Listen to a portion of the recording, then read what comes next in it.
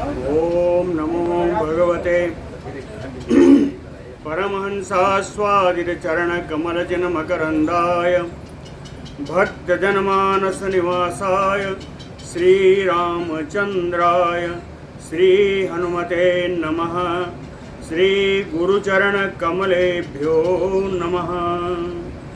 श्रीसीतानाथसमारम्भां श्रीरामानन्दार्यमध्यमाम् अस्मदाचार्यपर्यन्तां वन्दे गुरुपरम्पराम्। वागीसाद्या सुमनसः सर्वार्थानाम् उपक्रमे यमनत्वा कृतकृत्याः स्युः तं नमामि गजाननम्। या कुन्देन्दु तुषारहारधवला या शुभ्रवस्त्रावृता या वीणावरदण्डमण्डितकरा या श्वेतपद्मासना या ब्रह्माच्युतशङ्करप्रभृतिभिर्देवैः सदा वन्दिता सा मां पातु सरस्वती भगवती निःशेषजाड्यापहा।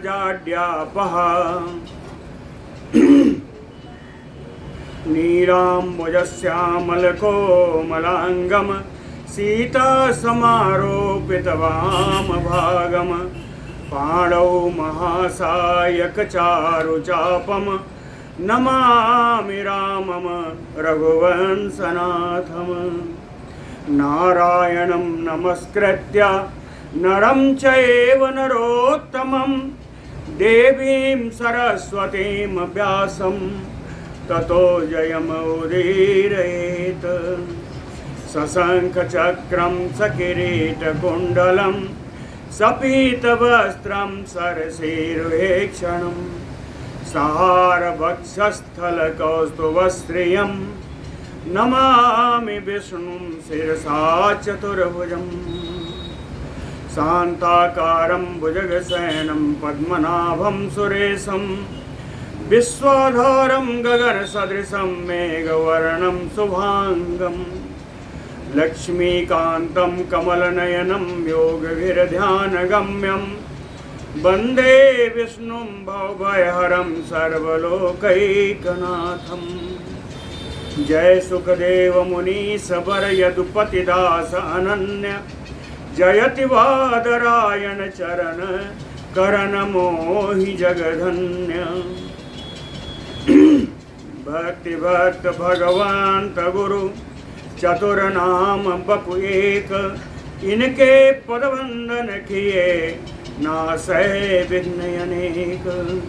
बोलो श्री सीतारामचंद्र भगवान की जय। बोलो वृंदावन बिहारी लाल की जय। वृंदावन बिहारी लाल श्री कृष्ण की चरितावली, भगवान का साकेत गमन और साथ में उनकी अंत्येष्टि और पांडवों का भी स्वर्गारोहण तक हम लोगों ने सुन लिया। और यहाँ पर भगवान के चरित्र का पटाक्षेप करते हैं इस विष्णु पुराण के अनुसार। आगे हम लोग षष्ठम अंश में आज से चल रहे हैं, जो अंतिम अंश है, सिर्फ 8 अध्याय का है।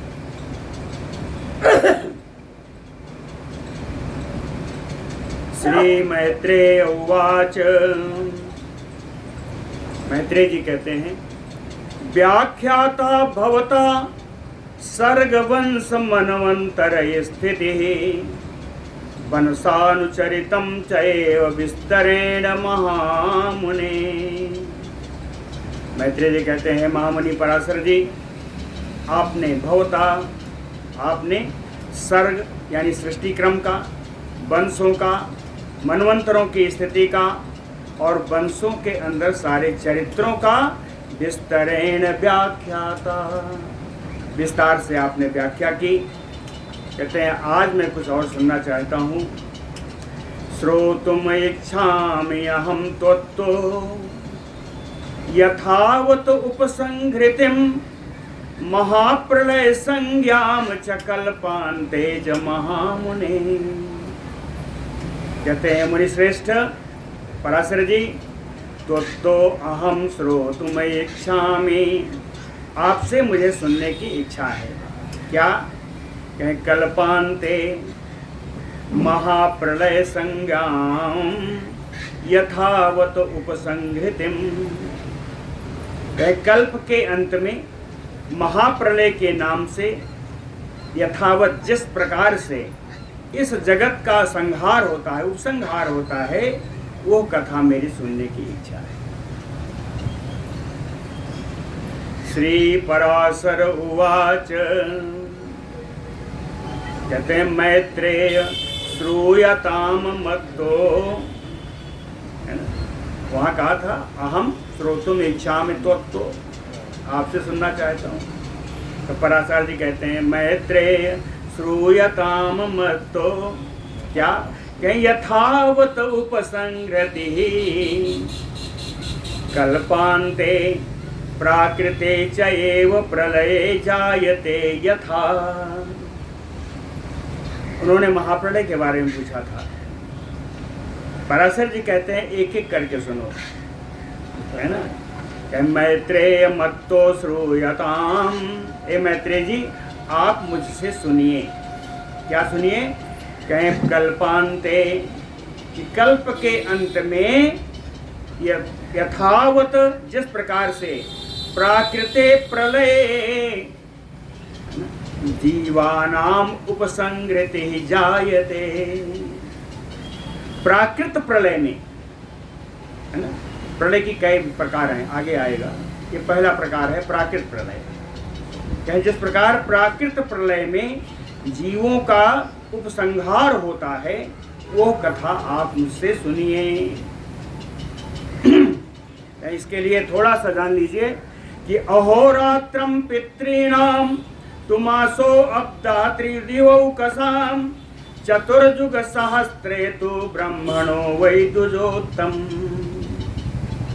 पराशर जी कहते हैं ब्राह्मण से मैत्रेय जी, ब्रह्मणो अहोरात्रम, ब्रह्मा जी का रात और दिन,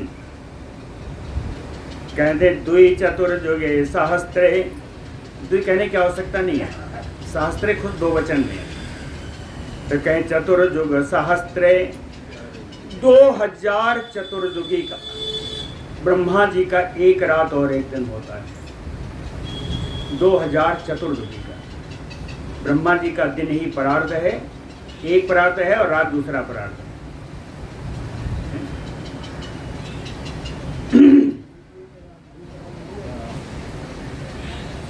तो कहते हैं ये जो चतुर्युगी आई अब इसमें 2000 चतुर्युगी का ब्रह्मा जी का एक रात और एक दिन होता है। तो उसमें से दिन मान लीजिए, दिन कितने का हो गया? 1000 चतुर्युगी का, यानी एक परार्ध हुआ। एक परार्ध में 14 मनवंतर, 1000 को 14 से भाग दे दीजिए, 71 से कुछ अधिक आएगा। तो एक मनवंतर में 71 से अधिक चतुर्युग होते हैं, एक मनवंतर। तो कहते हैं ये चतुर्युगी क्या है? कृतम त्रेता द्वापरम च कलिहि चेति चतुर्युगम। सतयुग, त्रेता, द्वापर और कलयुग, यह मिलाकर के चतुर्युग बनता है। इन चारों युगों की परिमाण क्या है? दिव्यैः वर्ष सहस्त्रैः तत द्वादशभिः उच्यते। चारों का परिमाण दिव्य 12,000 वर्षों का है। 12,000 दिव्य वर्षों का, देवताओं का जो वर्ष है 12,000 दिव्य वर्षों का। इसको अगर मानव का करना है तो 365 से गुणा कर दीजिए, कितना हो जाए। तो 12,000 दिव्य वर्षों की चतुर्युगी होती है। इन चतुर्युगों का रूप कैसा है? कहीं चतुर्युगानि अशेषाणि सदृशानि स्वरूपतः। संपूर्ण चतुर्युगी एक ही प्रकार की होती है। सदृशानि स्वरूपतः, स्वरूप से सब एक प्रकार की होती है। केवल दो पर्याय हैं, दो इसके मतलब अपवाद है, दो इसके अपवाद है। क्या मुक्त्वा छोड़ करके, मुक्त्वा आद्यम कृतयुगम और अंत्यम तथा कलिम। पहला सतयुग, मनवंतर का पहला सतयुग और अंतिम कलयुग, इनका रूप हमेशा भिन्न होता है। इसके अलावा सारी चतुर्युगी एक समान होती है। अब ये पहला चतुर्युग, पहला सतयुग और अंतिम कलयुग भिन्न क्यों होता है, उसको भी बताया। कहें आद्य कृत युगे सर्गो ब्रह्मणा क्रियते तथा, आद्य कृत युगे सर्गो ब्रह्मणा क्रियते यथा, अक्रियते च उपसंहारः तथा अन्ते कलौ युगे। प्रथम कृत युग में ब्रह्मा इस जगत की सृष्टि करते हैं, इसलिए सबसे अलग हुआ।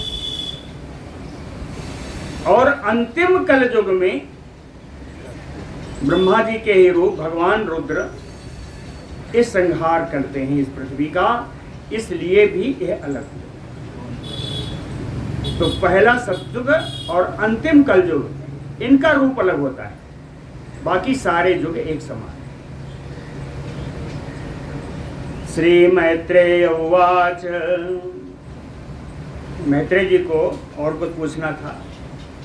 कहते हैं कलेह स्वरूपम भगवन विस्तरात वक्तुम अर्हसि,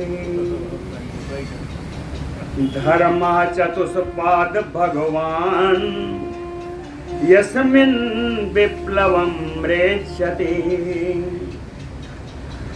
मैत्रेय जी कहते हैं भगवन कलेह स्वरूपम विस्तरात वक्तुम अर्हसि, आप कलयुग का स्वरूप विस्तार से बताएं, कलयुग का स्वरूप विस्तार से बताएं।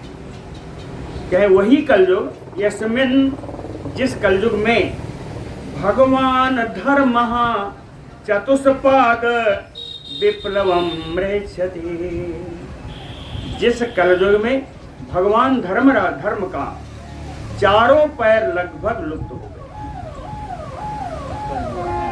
अभी कलयुग का बहुत बाकी है, अभी तो पहले चरण में है।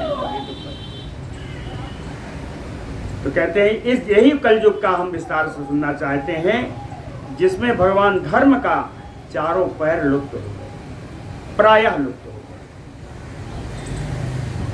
श्री पराशर उवाच, पराशर जी ने कहा कलेह स्वरूपम मैत्रेय यत भवान श्रोतुमयेच्छति, तत निबोध समासेन वर्तते यत महामुने। कहते महामुने, ये मुनि श्रेष्ठ मैत्रेय जी, कलेह स्वरूपम यत भवान श्रोतुमयेच्छति, कलयुग का स्वरूप जो आप सुनना चाहते हैं, जो सुनने की इच्छा रखते हैं, वर्तते यत, और उस कलयुग में क्या हुआ ये भी जानना चाहते हैं, तो तत समासेन निबोध, उसको आप समास दृष्टि से, समासेन का अर्थ है संक्षेपेण,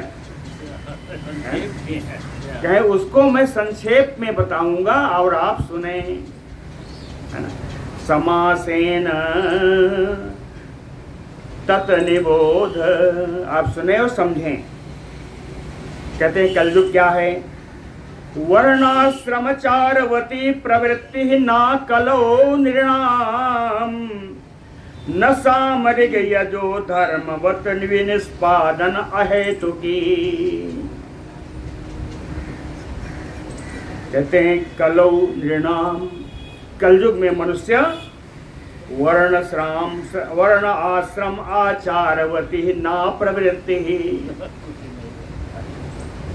कलयुग में लोगों की वर्णाश्रम में और धर्माचार में प्रवृत्ति नहीं होगी। वर्ण आश्रम आचारवती प्रवृत्ति ना, और इसके अतिरिक्त सामरिक यजो धर्म विनिष्पादन है तु कीना। कहते हैं सामरिक यजु, त्रयी धर्म का संपादन करने वाली भी यह कलयुग नहीं होगी, करने वाला भी यह कलयुग नहीं होगा। त्रयी धर्मों का संपादन करने वाला भी, वेद धर्मों का, वेद त्रयी धर्म का संपादन करने वाला भी यह कलयुग नहीं होगा। और क्या क्या होगा कलयुग में? विवाह ना कलौ धर्म्या,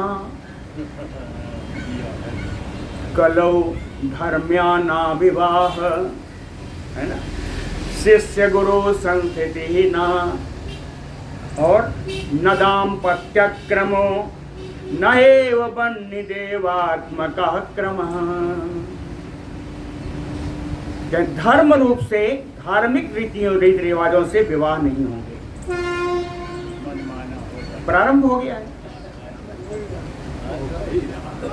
प्रारंभ हो गया। धार्मिक रीतियों से विवाह संपन्न नहीं होंगे। शिष्य गुरु संस्थिति ना, शिष्य गुरु की परंपरा का भी लोप हो जाएगा। कोई शिष्य नहीं मानता, कोई गुरु नहीं मानता, सब गुरु हैं। सब अपने अधिकार का प्रदर्शन करें, खड़े हो जाएंगे बाहर, कुछ भी कहने के लिए तैयार। शिष्य गुरु परंपरा का भी लोप हो जाएगा इस कलयुग में। और न दाम्पत्य क्रमो, दंपति का क्रम ही नष्ट हो जाएगा, दाम्पत्य क्रम ही नष्ट हो जाएगा। न बन्नि देवात्मका, अग्नि में देवादिकों का याज्ञिक अनुष्ठान नहीं होगा।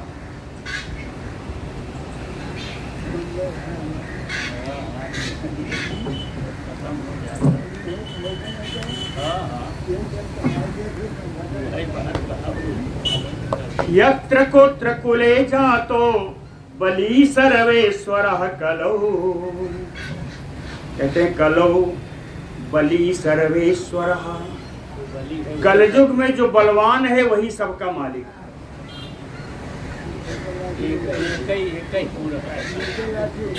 जिसकी लाठी उसकी भैंस। कलौ बलि सर्वेश्वरः, बलवान ही सबका मालिक होगा। यत्र कोत्र कुले जातो, वो चाहे जैसे भी कुल में उत्पन्न हुआ। यत्र तत्र कुले जातो, चाहे जिस भी कुल में उत्पन्न हुआ, बलवान ही सबका स्वामी होगा। इतने नहीं, ये जो बलवान होगा, सर्वेभ्यो वर्णेभ्यो कन्यावरोधनो योग्यः, सभी वर्णों की कन्याओं को प्राप्त करने में समर्थ होगा। ये बलवान,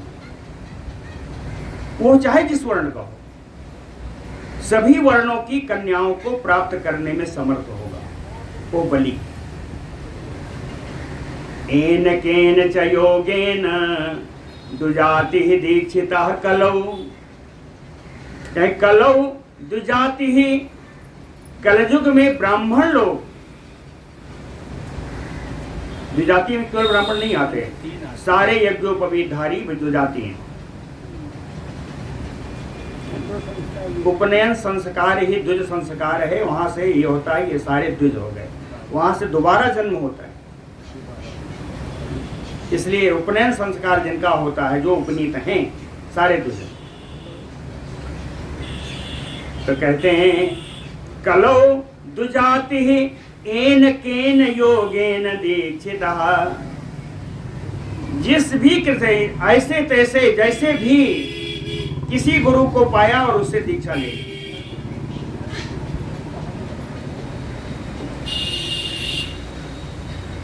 लोग कहते हैं भैया गुरु ढूंढ के करना चाहिए, पानी छान के पीना चाहिए, ये पुरानी कथाएं हैं। हाँ, गुरु करो जान के, पानी पियो छान के। लेकिन आज नहीं है, आज तो संबंधों को देखते हैं। दीक्षा गुरु के होने में भी संबंधों की बलिहारी दी जाती है।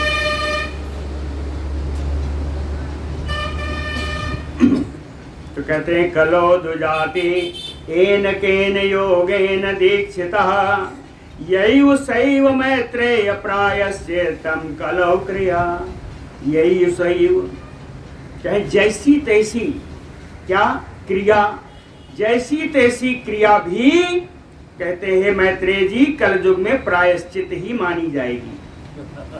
कुछ भी कर दो कहेंगे कि इतना कुछ पाप बन गया था, प्रायश्चित हो गया।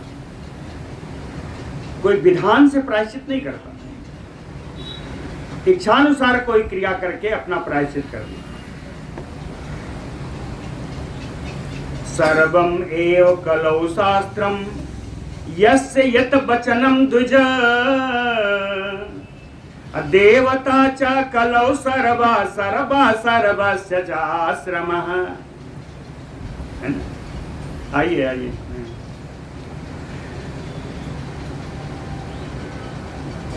सर्वम एव कलौ शास्त्रम यस्य यत वचनम द्विज। कहते हैं ब्राह्मण मैत्रेय जी, यस्य यत वचनम, जिस किसी के द्वारा जो भी बात बोल दी गई, किसी के द्वारा जो बात बोल दी गई वो कहेगा कि यही शास्त्र है, शास्त्र की आवश्यकता नहीं है। जिसने जो कुछ भी बात बोली वही शास्त्र बन जाएगा। यस्य यत वचनम सर्वम एव कलो शास्त्रम। कलयुग में जिस किसी के द्वारा जो भी बात बोली गई वही शास्त्र बन जाएगा।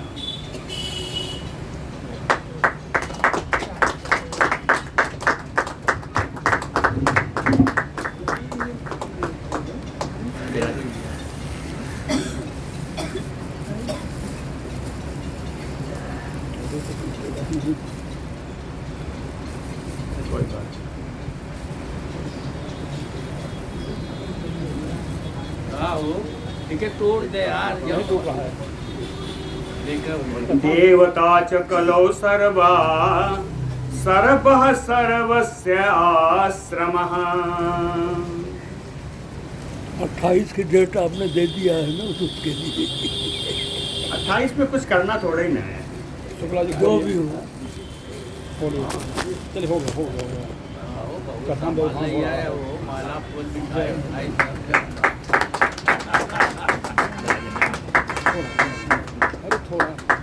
ठीक है, कोई बात नहीं। आपकी श्रद्धा को इतना समय देना कोई बड़ी बात नहीं है।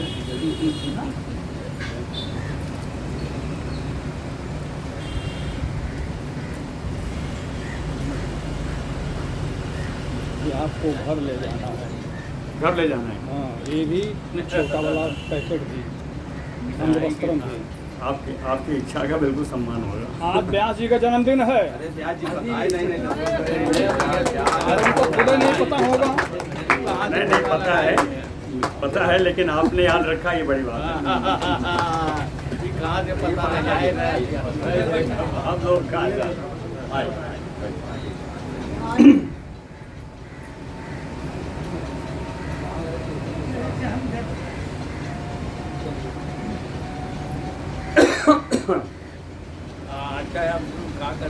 सर्वमेव कलो शास्त्रम यस्य यत वचनम द्विज।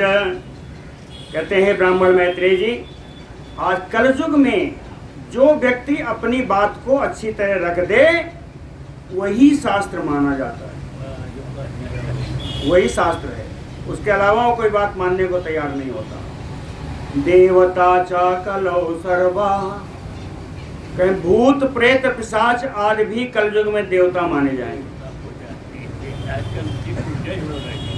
सर्वः सर्वस्य आश्रमम, सभी का सभी आश्रम में जाने का पूर्ण अधिकार होगा कलयुग में। कहे उपवास तथा आयासो वित्तोत्सर्गः तपः कलो धर्मो यथा अभिरुचितैः अनुष्ठानैः अनुष्ठितः। कहते हैं कलयुग में उपवास, उपवास करना, तथा आयासो, आयास माने परिश्रम, परिश्रम हो आपको पूजन से हो या तीर्थाटन से हो, तीर्थाटन आज से परिश्रम ही होगा।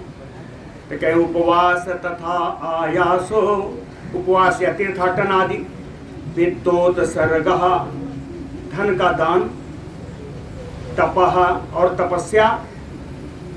कहते हैं ये कैसे होगा कलयुग में, यथा अभिरुचितैः, अपनी रुचि के अनुसार, अनुष्ठानैः, अपने रुचि के अनुसार अनुष्ठानों के द्वारा, धर्मो अनुष्ठितः, धर्म का अनुष्ठान करेंगे।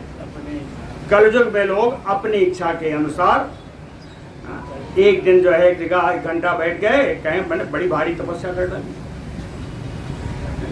उसी को तपस्या माने। तो अपनी रुचि के अनुसार अनुष्ठानों के द्वारा धर्म का अनुष्ठान करेंगे, शास्त्रोक्त विधि से नहीं। वित्तेन भविता पुंसा स्वल्पेन आढ्य मदः कलौ, स्त्रीणाम रूप मदश्च एवं केशैः एव भविष्यति।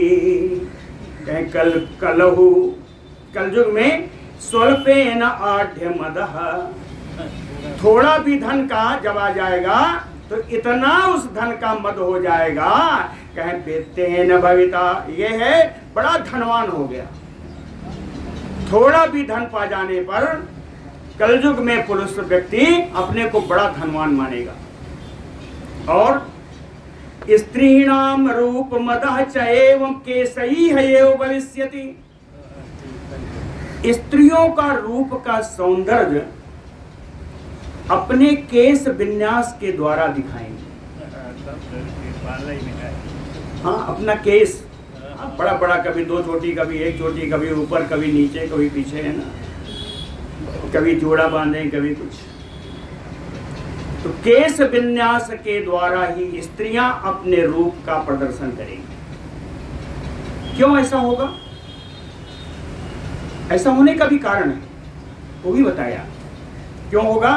कह सुवर्ण मणि रत्नादौ वस्त्रे चा उपक्षयम गते, जो कि कलयुग में स्वर्ण मणि रत्न आदि, यहाँ तक कि वस्त्र आदि का भी क्षय हो जाएगा। इसलिए दिखाने के लिए बचेगा कुछ नहीं। हाँ, सिर्फ केश विन्यास के अतिरिक्त बचेगा कुछ नहीं। इसलिए स्त्रियों अपना प्रदर्शन केश विन्यास के द्वारा करेंगी। समझ आया? सुवर्ण मणि रत्नादौ वस्त्रे च उपक्षयम गते, जब सोना चांदी और रत्न आदि सब नष्ट हो जाएगा, यहां तक कि वस्त्र भी नष्ट हो जाएगा, ऐसी स्त्रियां, ऐसी स्थिति में स्त्रियां करेंगी क्या? इसलिए कलौ स्त्रियो भविष्यन्ति केशैः अलंकृता, अपने बालों के अलंकार से, बालों की सजावट से ही अपना रूप विन्यास करें। यो वै ददाति बहुलम स्वम सा स्वामी सदा नृणाम, यो वै ददाति बहुलम स्वम, स्वम माने धनम, ऐसा व्यक्ति जो बहुत सारा धन प्रदान करेगा, सदा श्रीनाम स्वामी, कहते हैं व्यक्तियों का, लोगों का वो नित्य स्वामी बन जाएगा। कहें ये तो बहुत बड़ा मालिक है, जो धन प्रदान करेगा, जो धन प्रदान करेगा। तो इसलिए स्वामी का और संबंध क्या स्थापित हुआ? स्वामित्व हेतु संबंधो, स्वामी के लिए संबंध का इस समय कलयुग में केवल वित्त की आवश्यकता रह जाएगी, ना अभिजानता, कुलीनता माने नहीं रखेगी। कुलीनता कहीं नहीं आएगी, जिसके पास धन है वही मालिक बन जाए। बड़ा सुंदर इस श्लोक कह रहा है, बहुत सुंदर है। गृहांता द्रव्य संघाता द्रव्यांता च तथा मतिः अर्थाः च आत्म उपभोग्यांता भविष्यन्ति कलौ युगे। कलयुग में द्रव्य संघाता गृहांता। इधर आ जाइए, कुर्सी में बैठिए आराम से। अभी मैं देखने लगा कि आप गए कहाँ। नहीं बैठिए बैठिए आराम से बैठिए। आप हमारे मेहमान हैं, ऐसी क्या बात है। और इतने जो मुझे भी वास्तव में याद नहीं था वो आपने याद कराया। बड़ी बड़ी बात है कि आपको याद रहा।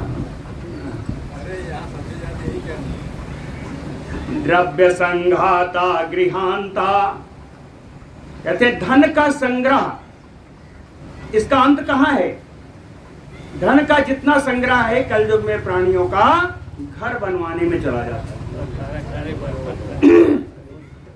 द्रव्य संघाता गृहांता, द्रव्य का संग्रह घर बनवाने में अंत हो जाता है। और कहने का अर्थ क्या है? द्रव्य का कुछ भाग दान पुण्यार्थ भी जाना चाहिए, तो दान पुण्यार्थ नहीं जाता, वो माटी पाथर में चला जाता है। और आगे तथा मति द्रव्यांता, बुद्धि, मति माने बुद्धि, बुद्धि का ह्रास कहाँ होता है?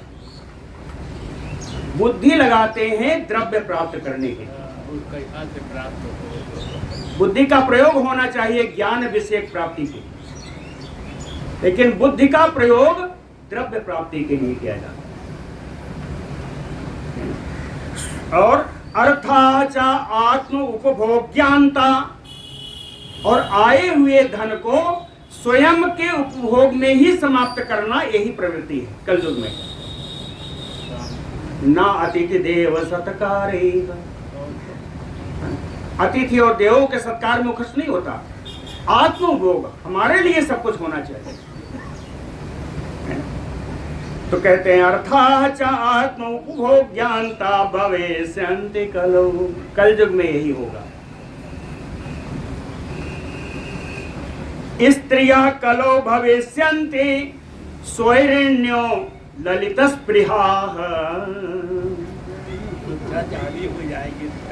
क्यों होंगी? ललित स्पृहा, स्त्रियां ललित स्पृहा, स्त्रियां सुंदर पुरुष की अभिलाषा में स्वैरिण्यो भवेष्यन्ति, स्वेच्छाचारी हो जाएंगे, है ना। और पुरुष क्या करेंगे कलयुग में? कहे अन्याय अवाप्ति वित्तेषु पुरुषा स्पृहयालवः। पुरुष जो है अन्याय से धन उपार्जित करने की इच्छा समाप्त नहीं होगी, है ना। अभ्यर्थितायपि, बहुत सुंदर श्लोक है भी, अभ्यर्थितायपि सुहृदा स्वार्थ हानि न मानवाः। क्यों? कितना? कह पणार्ध अर्धार्ध मात्रे अपि न करे शांति कलौ द्विज। कहते हैं मैत्रेय जी, सुहृदा अभ्यर्थितायपि, एक अपने सुहृद के याचना करने पर भी, अपने सुहृद के याचना करने के पर भी मानवाः, कलयुग के लोग पणार्ध अर्धार्धम, अर्थात एक दमड़ी भी स्वार्थ हानिम ना करे स्यन्ति, एक दमड़ी की मदद नहीं करेंगे जिससे उनके स्वार्थ की हानि ना हो जाए। अपने लिए पूरा बचा के रखेंगे, अपने मित्र के लिए 1 रुपया देने को तैयार नहीं। स्वार्थ हानि मना करेष्यन्ति समान पौरुषम चेतो भाव विप्रेषु वै कलौ। कहे कलौ, कलयुग में विप्रेषु समान पौरुषम चेतो भावी, ब्राह्मणों के समान ही अन्य वर्णों के लोग व्यवहार करेंगे। सब कहेंगे हम कोनो ब्राह्मण से कम है, कहा कलयुग में होने वाला है। कहें क्षीर प्रदान संबंधी भाव्य गोसु च गौरवम। गोसु गौरवम, गाय की गौरव गाथा कब गाई जाएगी? क्षीर प्रदान संबंधी, जब तक वो दूध देगी। गायों से आपका संबंध केवल दूध देने मात्र से है। गाय को देव माता, वेद माता, भू माता मानने को तैयार नहीं। गाय का संबंध तब तक है जब तक वो दूध देती। क्यों? अच्छा, अनावृष्टि भय प्राया प्रजाच्युत भय कातरा भविष्यन्तदा सर्वे गगनासक्त दृष्टयः। अनावृष्टि भय प्रायः, अधिकतर अनावृष्टि का भय लगा रहेगा। इसके कारण प्रजा क्षुत भय कातराः, प्रजा हमेशा भूख के भय से हमेशा आतुर रहेगी। सर्वे सर्वे भविष्यन्ति गगनासक्त दृष्टयः, सबकी दृष्टियां आकाश में आसक्त रहेगी, कब पानी की बूंद गिरेगी। सर्वे गगनासक्त दृष्टया भविष्यन्ति। और कंदमूल फलाहारा तापसायु मानवाः आत्मानं घातयिष्यन्ति अनावृष्टि दुःखिताः।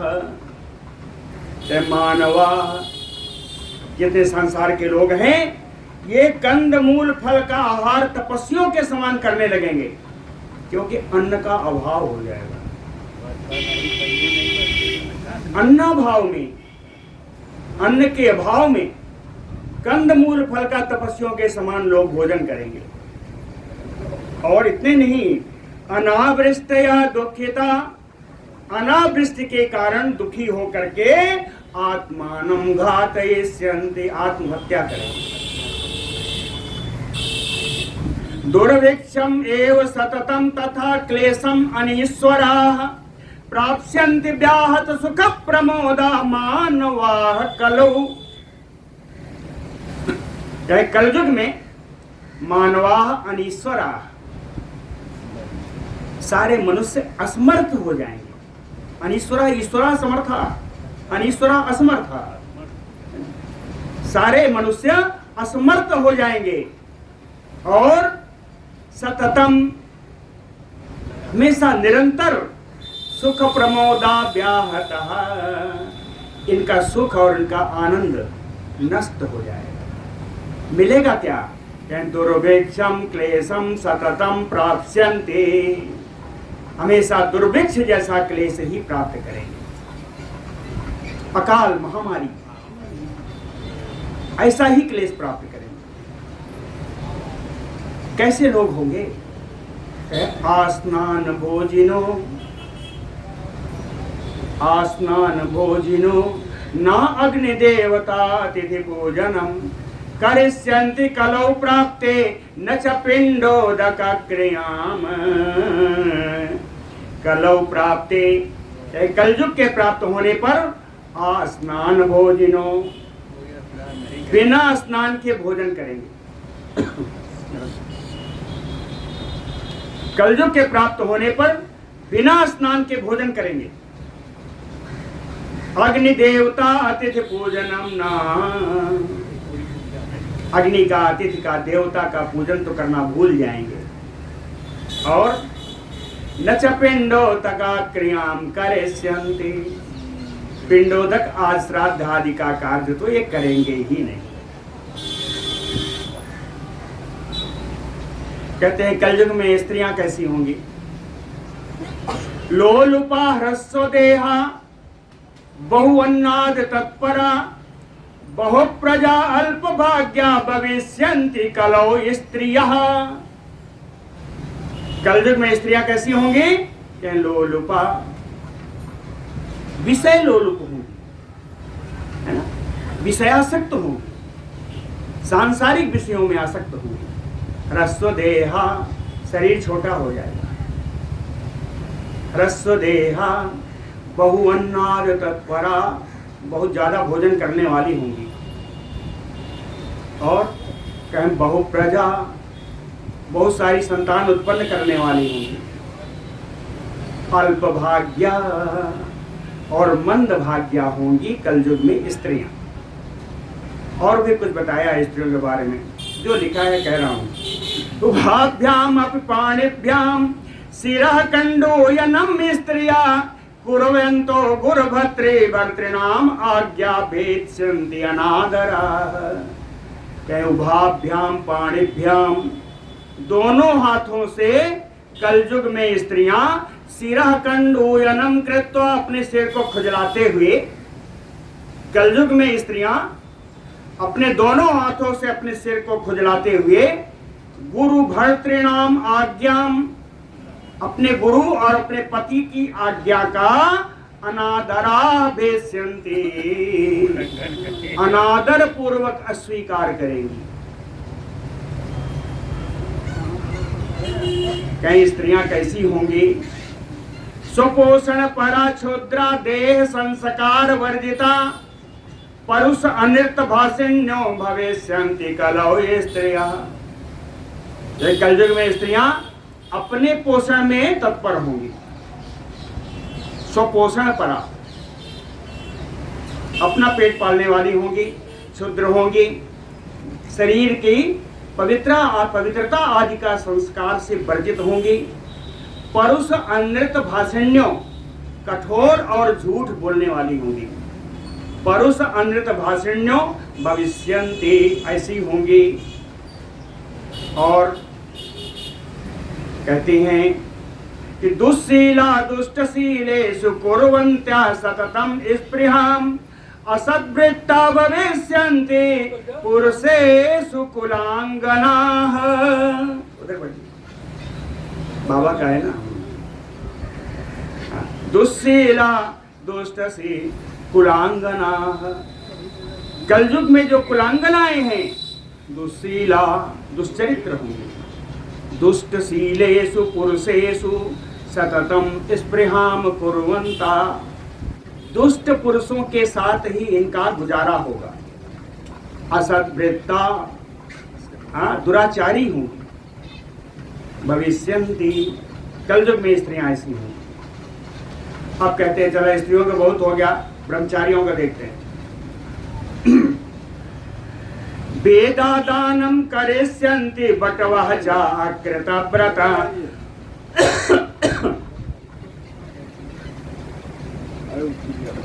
तो बीट कही है बटवः च, जो ब्रह्मचारी गण है, अकृत व्रता वेदादानं करिष्यन्ति, बिना व्रत नियम का पालन किए वेदाध्ययन करेंगे।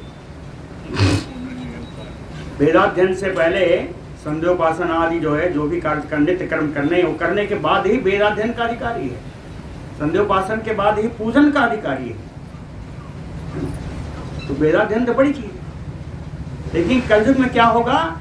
ब्रह्मचारी गण भी बिना नियम का पालन किए हुए वेदाध्ययन करेंगे। और गृहस्थ पुरुष क्या करेंगे? न होस्यन्ति न दास्यन्ति उचितानि अपि, ना हवन करेंगे, ना ही उचित पात्र में दान करेंगे। उचित पात्र में दान करना चाहिए, कुपात्र का दान भी व्यर्थ होता है। न दास्यन्ति उचितानि अपि। और क्या कलयुग में वानप्रस्थ लोग क्या करेंगे? वानप्रस्था भविष्यन्ति ग्राम्य आहार परिग्रह। बने वानप्रस्थी हैं, वानप्रस्थी को वन्य भोजन करना चाहिए, वन में जो उपलब्ध है करना चाहिए। लेकिन वे क्या होंगे? ग्राम्य आहार भोजना, गांव में ही प्राप्त जो आहार है उसी का भोजन करने वाले होंगे वानप्रस्थी। भिक्षवाह चाहे अपि, सन्यासियों का क्या हाल है?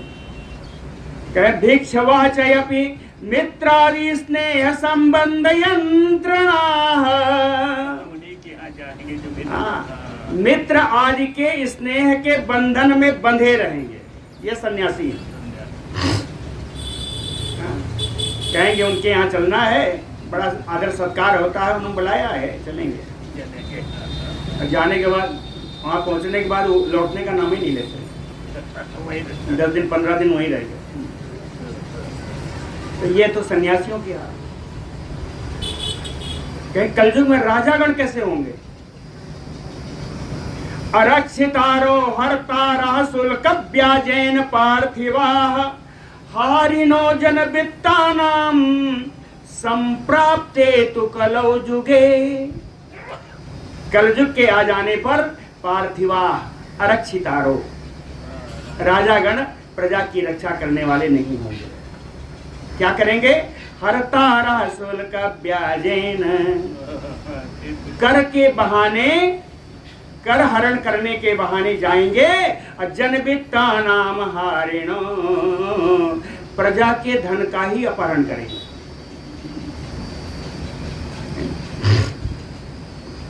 और आगे यो यो अश्वरथ नागाढ्या सा राजा भवेष्यति।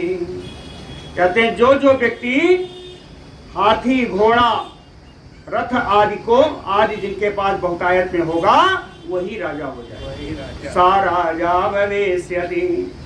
यह च बलः सर्वः च भृत्या कलौ युगो। और जो जो कुलीन व्यक्ति भी जो अबल हैं, जो निर्बल हैं, कलयुग में वो सब सेवक बने। सा भृत्या, वो सेवक बने। वैश्याः कृषि वाणिज्यादि संत्यज्य निज कर्म कृत। वैश्य लोग कृषि वाणिज्य जो उनका कर्म है उसको तो त्याग करके शूद्रवृत्त्या प्रवर्ष्यन्ते, शूद्रों की जीविका से अपना काम चलाएंगे।कारु कर्मोपजीविना, ये राजगीर आदि काम करके। कृषि वाणिज्य तो इनका काम है, तो मुख्य काम है, उसको कर नहीं करेंगे। वही कह रहा हूँ, संत्यज्य, उसको थे करके शिल्प का काम करेंगे। जो काम दूसरे वर्ग का है। तो कहें भैक्ष व्रत पराशूद्रा प्रव्रज्य आलिंगिनो अदमा। अब शूद्रों के काम में दूसरे लोग आ गए। शूद्र क्या करेंगे? कहते हैं आलिंगिनो अधमा, है ना। अब बिना किसी चिन्ह के ये नीच शूद्र लोग कहें प्रव्रज्य, संन्यास लेकर के, संन्यास लेकर के भैक्ष व्रत परा, भिक्षा का व्रत ले लिया है। भिक्षाटन से जीवन पालन करने वाले ये निम्न वर्ग के लोग हो जाएंगे। पाखंड संश्रया वृत्तिम आश्रयन सिंध सत्कृता। और ऐसे जो सन्यासी बन के आते हैं गांव में, जो कहेंगे अलाक निरंजन, तो गांव के बड़े बड़े लोग आके उसके सम्मान में आ जाते हैं। सत्कृता पाखंड वृत्तिम आश्रयन्ते सत्कृता। पाखंड वृत्ति का आश्रय लेकर के हर जगह सत्कार पाते हैं, सम्मान पाते हैं। दुर्भिक्ष कर पीड़ा भी अतीव उपद्रुता जना गोधूमान यवान आड्यान देशान यास्यन्ति दुखिता। बार बार दुर्भिक्ष आएगा, बार बार कर की टैक्स की पीड़ा आएगी, टैक्स बढ़ जाएगा, अति उपद्रता, अन्यान्य उपद्रव हो जाएंगे। तो इस देश के रहने वाले लोग कहें दुखिता, बड़े दुखी होंगे। कहें अन्यान देशान यास्यन्ति, दूसरे दूसरे देशों में चले जाएंगे। किन देशों में जाएंगे? कहें गोधूमान्ना यवान्ना आढ्यान, जहां गेहूं और जौ बहुत ज्यादा होगा, आढ़त लगी होगी। गेहूं जौ की जहां बहुलता होगा, ऐसे देशों में दुखी होकर लोग चले जाएंगे। वेद मार्गे प्रलीने च पाखांडाडे ततो जने अधर्म वृद्ध्या लोकानाम अल्पायो भवेष्यति। कहते हैं कलयुग में अल्प आयु वाले लोग हो जाएंगे। अल्पायु के 3 कारण बताए हैं। वेद मार्गे प्रलीने, वेद मार्ग लुप्त हो जाएगा। पाखंड आढ़े ततो जने, पाखंड का बढ़ावा हो जाएगा। और अधर्म वृद्ध्यालोकानाम, अधर्म की वृद्धि होगी। इन तीन कारणों से लोगों की आयु अल्प हो जाएगी। अशास्त्र वेतम घोरम तप्यमानेषु वै तपः, नरेषु नृपदोषेण बाल्ये मृत्यु भविष्यति। अशास्त्र विहितम घोरम, शास्त्र के अवमान करके, यानी बिना शास्त्र के बताई हुई विधियों से लोग भयानक कर्म करेंगे, तपस्या करेंगे। अशास्त्र विहितम, जिनको तपस्या करने का अधिकार नहीं, वो भी तपस्या करें। नरेषु नृपदोषेण, राजा इतने भयंकर होंगे, इतने अपराधी होंगे कि नृपदोषेण नरेषु, राजाओं के दोष से, हाँ, संसार के लोगों की बाल्य मृत्यु, बालकपन में ही मृत्यु हो जाएगी। दो कारण हैं, शास्त्र नहीं मानने से और राजा के दोष से। बच्चों की मृत्यु हो जाएगी। समय हो गया क्या? हो गया। चलिए, इसी तरह अभी कलयुग के कुछ और हैं, अभी 20 श्लोक बाकी, तो इनको कल करेंगे। आज लगता है कुछ देर हो गई। बोलो भक्त वत्सल भगवान की जय।